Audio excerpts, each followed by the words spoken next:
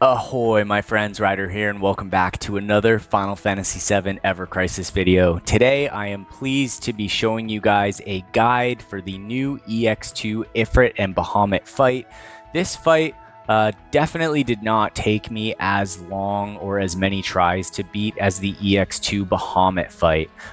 Needless to say, it is still a very difficult fight. However, because Ifrit is not immune to poison, it makes the fight a lot more doable without needing to have a lot of OB10 weapons. Alright, so that being said, let's go over here to the summon quests, and I'm going to walk you guys through everything that I've come to understand about this fight, how to make it as easy as possible, and explain everything you need to know going into it. Alright, so here is my team for the fight. As you guys can see, my power is only 231,000 out of the recommended 260,000. So you don't really need a super high power in order to do this fight. However, you do need a pretty strong ice weapon. So I was not able to make the DPS check with Cloud with this weapon at OB5. Luckily, I only needed like a few weapon parts in order to bump it up. So once I was able to do that, then it made the fight actually doable. So let's go over here. I'm going to talk about the actual fight themselves with Bahamut and Ifrit. I would say that this fight can be broken down into 3 phases. The opening phase, where there is a glitch where you can essentially like Control-Alt-Delete out of the game and skip Bahamut's opening Mega Flare, which does make the intro sequence, which is basically a Mega Flare followed closely by a Hell Flame, followed not as closely by a Crimson Flare, followed by a double Sigil Break. Now, this part of the fight I found to be the easiest of the 3 phases, and to be honest, I feel like if you cannot beat the opening phase and you need the glitch to do it, probably you're not going to be able to beat the rest of the fight, because in my opinion, the fight only gets harder from there. However, that's not to say that the glitch won't help some people. Maybe it will. I just think that if I had to give each phase of the fight a difficulty rating based on my account, I would say that the opening of the fight is a 5 out of 10. The secondary phase of the fight is more like an 8 out of a 10. And then the final DPS check part of the fight is probably like a 7 out of 10, depending on how strong your weapons are. Now, the most important thing for this fight is the fact that Ifrit is not immune to poison. So you are going to want to put a biomateria on one of your characters, preferably not your main DPS, and also preferably not your healer, because you're going to need them to be doing other things. Now, going back to the 3 different phases. So there's the opening phase, where you will take the Mega Flare, the Hellfire, the Crimson Flare, and then the opening Sigil Break. The secondary part of the fight is going to include a second Sigil Break. It's going to include Ifrit's Ignition phase, where he can use Harness Magic to hit your entire team with an AoE fire spell, which raises his ice bar back up, which can be really annoying. For me, this was the hardest part, because I was really struggling to do damage during this, lower his ice gauge, but then he would just boost it all the way back up. So my strategy now going into that is I actually just tank it. I basically do no damage to Ifrit for the first 2 times that he casts Harness Magic, right? He's going to cast Harness Magic twice, and then he's going to use Crimson Dive on you, which is an AoE physical attack. So what I do essentially is I use Sanctuary to protect myself. I use Barret's Agitation to raise my physical defense, since Bahamut will be attacking you during this point in time. And once he does that second Harness Magic, since I've been so thoroughly preparing for it and not wasting ATB trying to do damage to Ifrit, it's easy for me to reduce the damage to a minimum and then heal back from it. At that point in time, I will hit once with Cloud's Freezing Stream. Barret will wait a little bit and use Agitation to prepare for the Crimson Dive. Tifa will get one more heal in. And then right at the end, I'm going to use Tifa's Somersault Limit Break, which will take Ifrit's Physical Defense, Magic Defense down to 2 tiers. Then I'm going to use Barret's Mind Blow, which is going to bump that debuff down to high tier. So Physical Defense, Magic Defense up to high debuff. And then I'm going to drop Shiva. More or less, even if the ignition gauge is around 80 or 90%, with the full debuffs on Ifrit, it's going to basically completely knock out that ice part of his gauge, if not leave him with like 5%. For me, this was much easier than trying to mix doing damage to him while like defending and healing from his harness magic attacks. That part was, for me, the hardest part of the fight.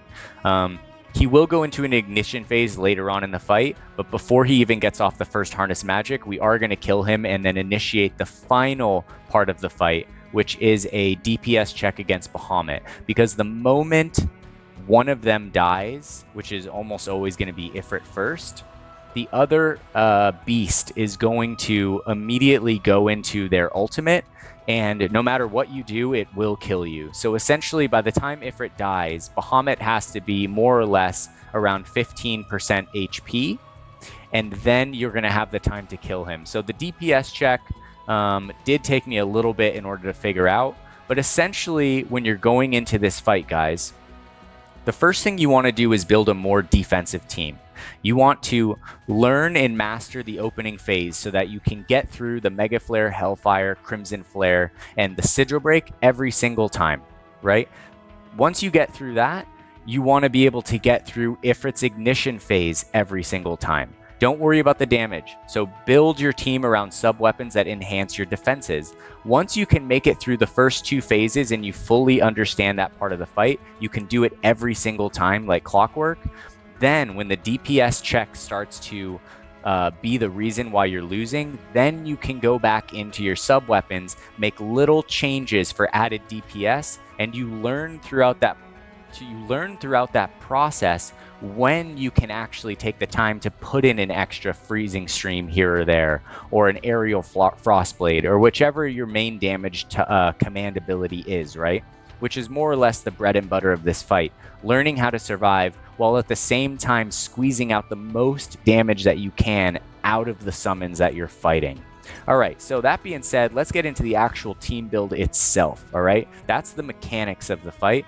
This is the team that I've built for it today. 231k power. I'm going to go over the top end first, then the back end right here. So let's start with Barret. He is running his scrap armor costume. I did have him on his free exchange voucher one, but this one gives him a little extra physical attack and attack. However, I'm fairly certain that even with the free gear exchange one, you can definitely still do it. I am running the solid bazooka here for the magic attack down. You do not need a high tier first class or first cast magic break weapon in order to do this. You do need one that would go mid to high, however. Just so you guys know. But it does make it much easier to have a weapon that can break to high on the first cast, along with having a weapon that can do magic defense up AoE to the team high on first cast. You don't need it, but it does make your life much easier. So it depends on what you want from this fight. If you want to enjoy it and not kind of run it 50 or 100 times in a row, then maybe you should wait until you have a high tier one. However, if you really want to beat it, you can with a lower OB weapon. Barret's second weapon right here is the assault gun with the AoE physical defense. Same thing, can totally be used at lower than OB6. It will just be much easier above at OB6 or higher. All right, I am bringing Mind Blow in for the magic defense, physical defense break for his limit break. Okay.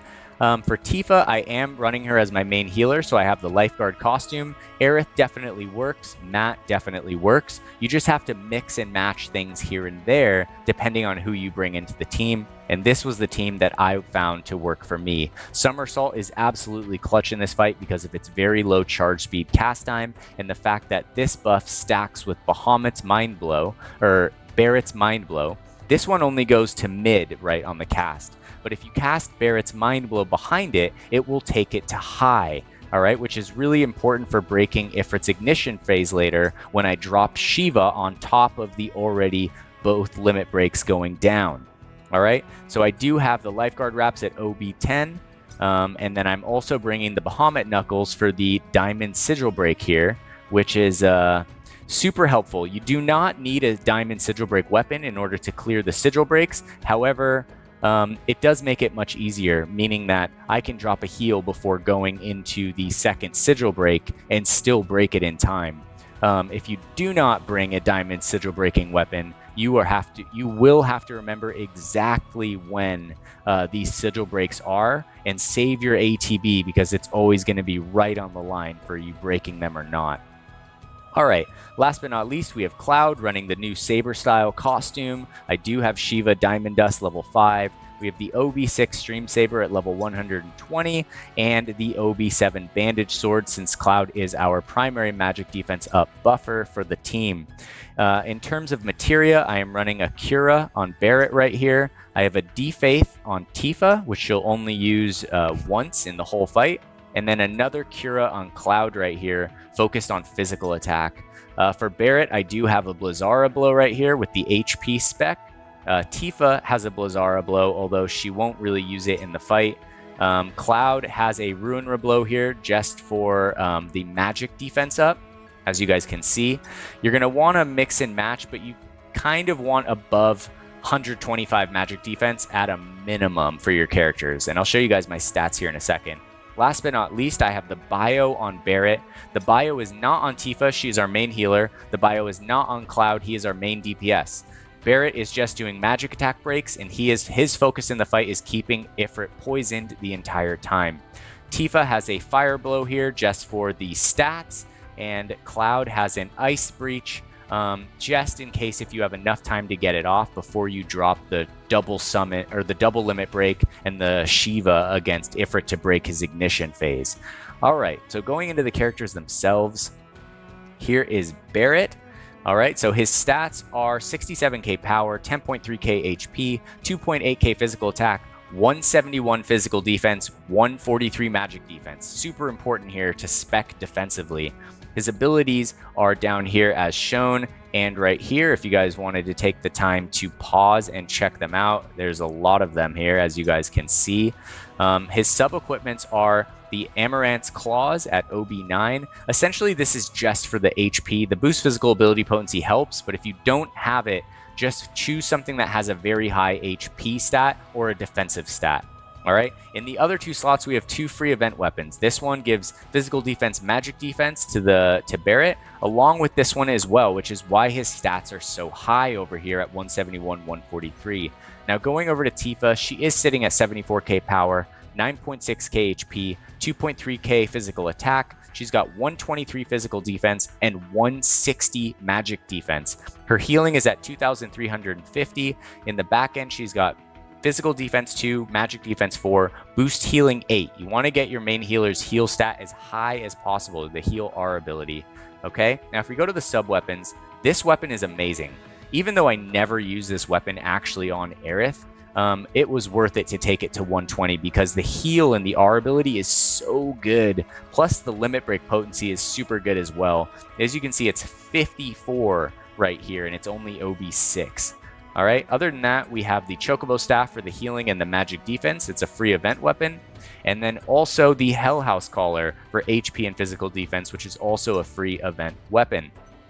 All right, last but not least, we have Cloud Strife himself, 89k power, 9.3k HP, 3.2k physical attack, 118 physical defense, 127 magic defense. So he's a little low right there, right? But that's about the lowest I could get him. His R abilities are as shown: boost HP, physical attack 4, ice potency 6, Frostblade Arcanum. I'll bring this up if you guys want to check this out. Plus the boost physical attack all allies at level 5 right here. Now going into his sub-equips, I do have the Bald Eagle right here at OB6. This is probably, if you're running Cloud with this build, the weapon I most recommend having for him. So I did drop like 2 weapon vouchers onto this to hit OB6 just because I couldn't clear the DPS check at first. So this was super, super important.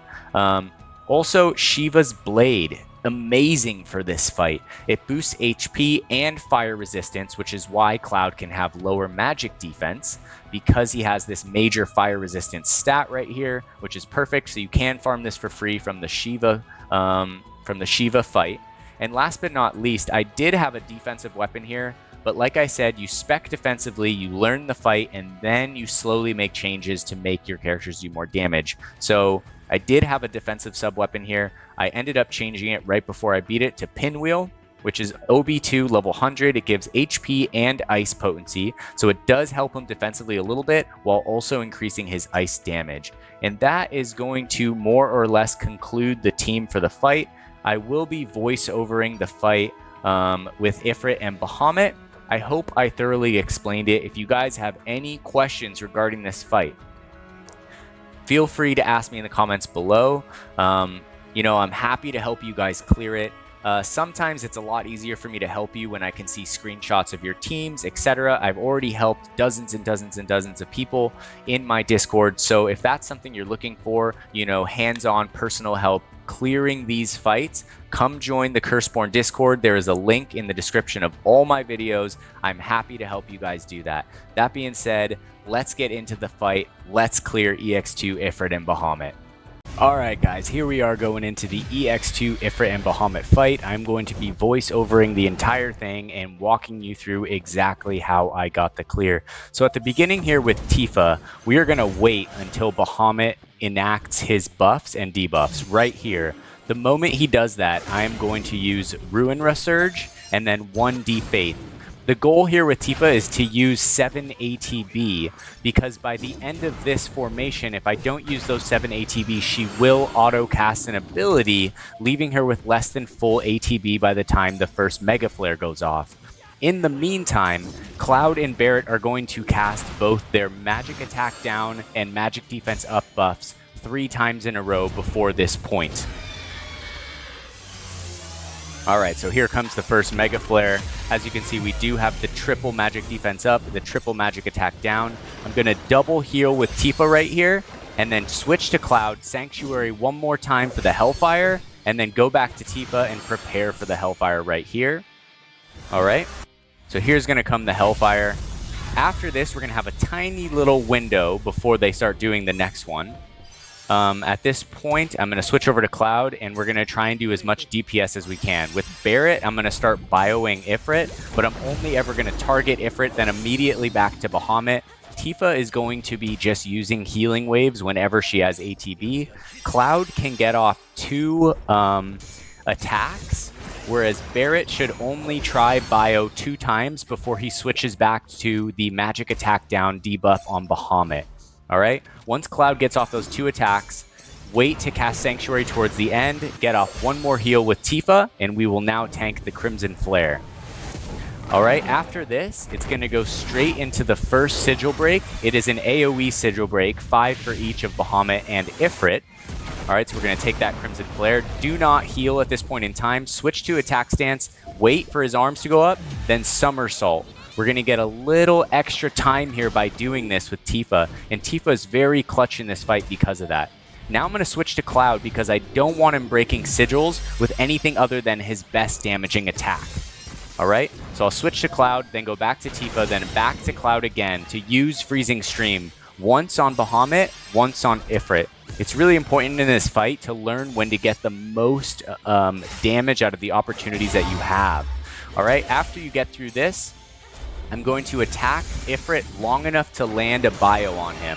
Bio can be a little bit RNG, so sometimes it sticks on the first cast, sometimes it takes 4, you know? So it's just tricky. If I don't get off the bio right away, I'm going to immediately switch back to Mega Flare when he casts 5. Start damaging with Cloud, but Barret is still going to be casting back and forth on Ifrit, trying to get that poison to land. Alright, so the poison lands. Everyone's going to switch back over to Bahamut. Barret will be using Doom Impact. Cloud is just going to be doing the Stream Saber command ability over and over. Tifa will use Ruin Resurge for a little bit of damage here and there, but the idea is to get everyone max HP by the time you finish the Mega Flare right here. Right? So we're about to get the Mega Flare all the way down with 1 hit. Everyone's max HP. Alright, once you get the Mega Flare all the way down, you can get 1 more attack in with Cloud on Bahamut, which I do recommend doing. The poison is going to do the majority of the damage against Ifrit in this fight. Alright, once you get that 1 attack, I'm going to switch back over to Cloud right here. And I'm just going to wait. We're going to wait until Ifrit goes into his ignition form. The moment he does that, right, we're going to cast Sanctuary, Agitation on Barret, immediately go to Tifa. The moment Bahamut moves right here, we're going to go into defense stance, and then we're going to start to heal from this first attack right here.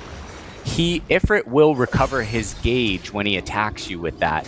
So I'm not attacking him at all until we get through the second one right here.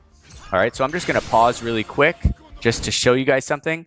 So around this point in time on Ifrit's cast bar, a little bit less than a quarter, right? So more like an eighth, right? That's when he's going to, so when he's charging Crimson Dive, he will start to cast Heat Wave around a quarter of the way through.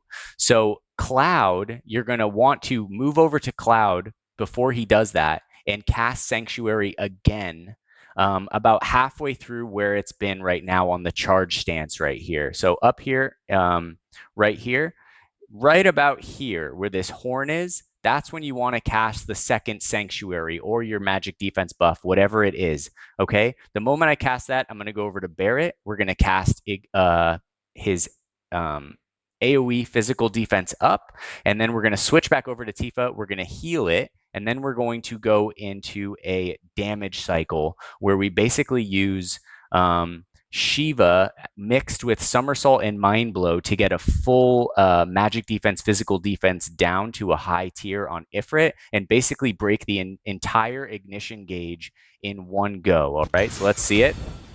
All right, so I'm going to go back just a little bit so you guys can see what I was talking about. So right here, he's going to start casting Ignition. There's Crimson Dive. Now Cloud is going to Sanctuary right now, over to Barret, Agitation, switch to Tifa, defense stance, heal that attack, over to Cloud, one freezing stream, over to Barret. He's going to wait because Agitation doesn't last long. Wait till 3/4 gauge, Agitation with Barret, healing waves with Tifa, and then we're going to go into the Somersault, Mind Blow, and Diamond Dust right here. All right? And because Cloud got that one freezing stream in, it's going to be more or less almost completely broken on his ignition gauge. All right, so here comes Shiva right here. All right, there we have it. So now we have AoE physical defense high for the team. We've almost fully broken the ignition gauge. We switch over to the defense stance. We're going to tank this right here. Bahamut is going to immediately start charging Dive Bomb right here.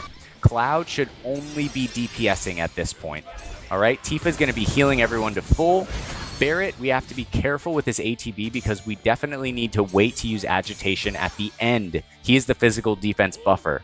All right, so we're going to wait, cast it once because we know we're going to get it one more time. Tifa's going to heal. Cloud's going to continue doing damage. All right, and we're going to wait with Agitation. We're going to drop it right now, switch to Tifa, and she is going to wait to tank the Dive Bomb. All right, so here comes the Dive Bomb with Bahamut.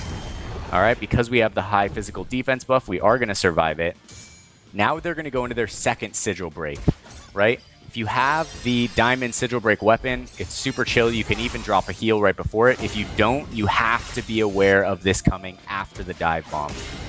All right, after this, we're going to keep on doing some damage to Ifrit while we get that poison back on him. So Barret is just going to be casting it over and over. The moment it sticks, we're back to Bahamut.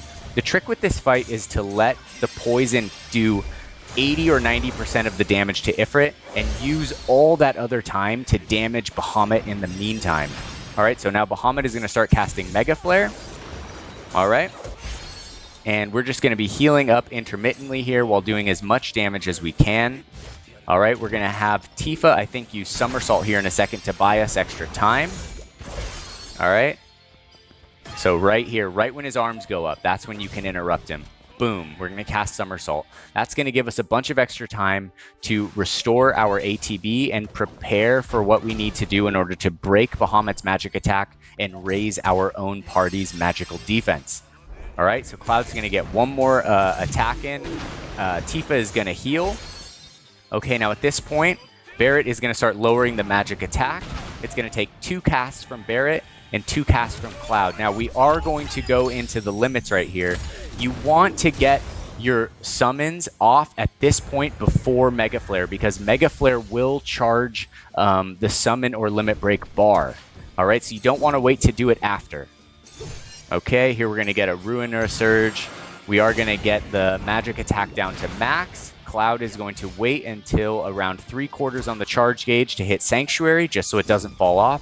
Remember, these AoE buffs don't last long. All right, and Tifa, we're going to switch back to the healer for the Mega Flare. All right, now here it comes. Boom. After this, we'll get a double heal on Tifa. All right.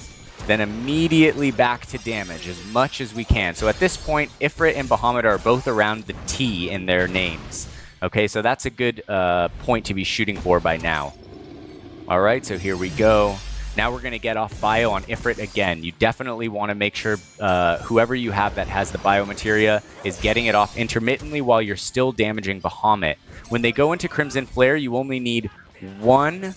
If you have a weapon that can go to high tier on the first cast, you only need one cast of the magic attack down and one magic defense up cast. If you don't, you're going to need two. All right, so you see we get those off. We'll switch over to the defensive stance right here.